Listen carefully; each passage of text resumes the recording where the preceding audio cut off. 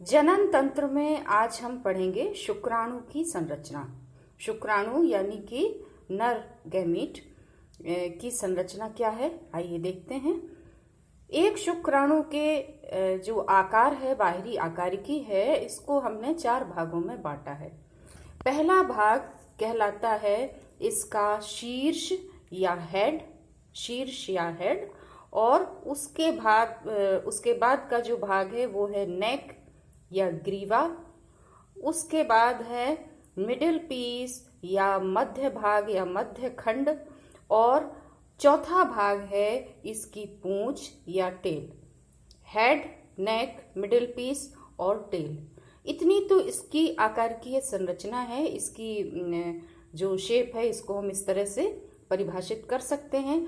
अब अगर हम थोड़ा सा डिटेल में इसको देखें तो ये जो हेड या शीर्ष है, इस शीर्ष के अंदर आपको 2 भाग दिखाई देते हैं।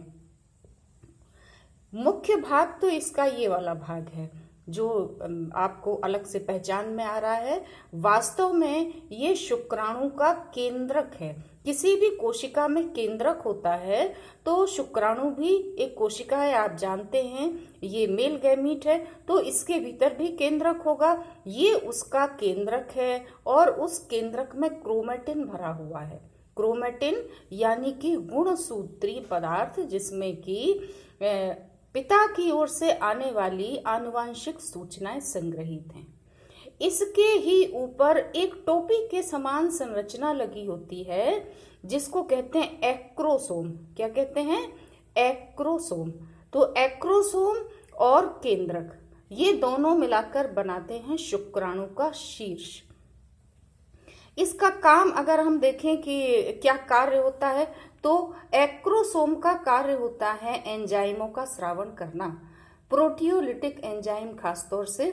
और ये एंजाइम्स कब आवश्यक होते हैं? इनकी आवश्यकता पड़ती है जब एक शुक्राणु अंडाणु को या अंड को, एग को निषेचित करने की प्रक्रिया में शामिल हो जाता है, अंड तक पहुंच जाता है और वहां पहुंचकर उसको अंड की झिल्ली को तोड़ना होता है।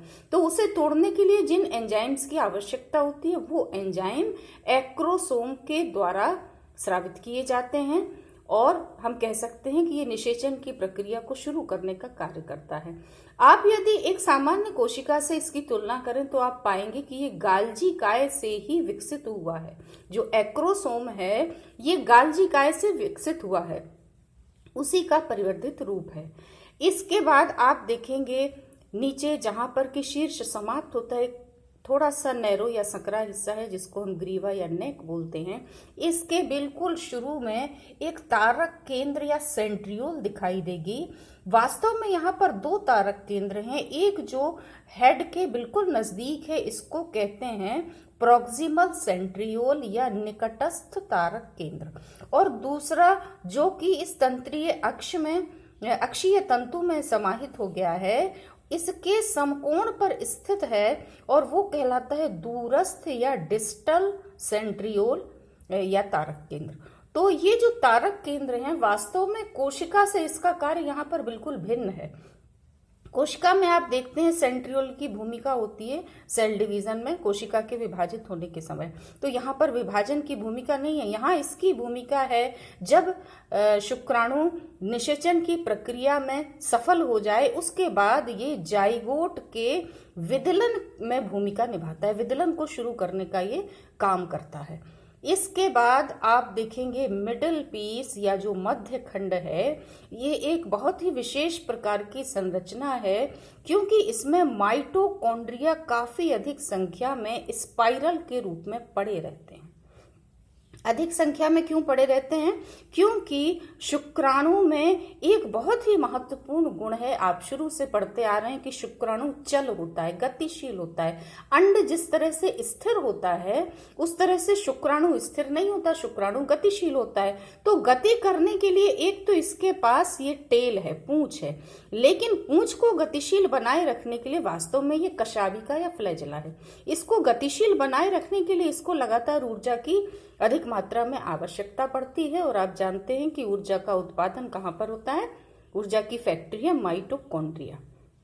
तो यहाँ पर ये माइटोकॉन्ड्रिया ऊर्जा प्रदान करने के लिए अधिक संख्या में पाए जाते हैं।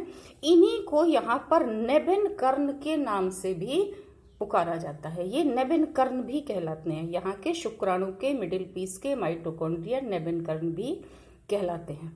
ठीक, इसके बाद का जो हिस्सा है ये टेल है, ये अक्षीय तंतु वाला हिस्सा है।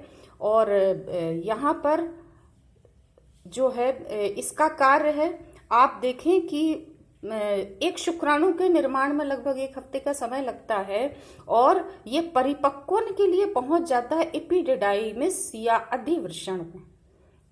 वहां पहुंचने के बाद ये शुक्राशय में पहुंचते हैं, थोड़े समय तक संग्रहित रहते हैं।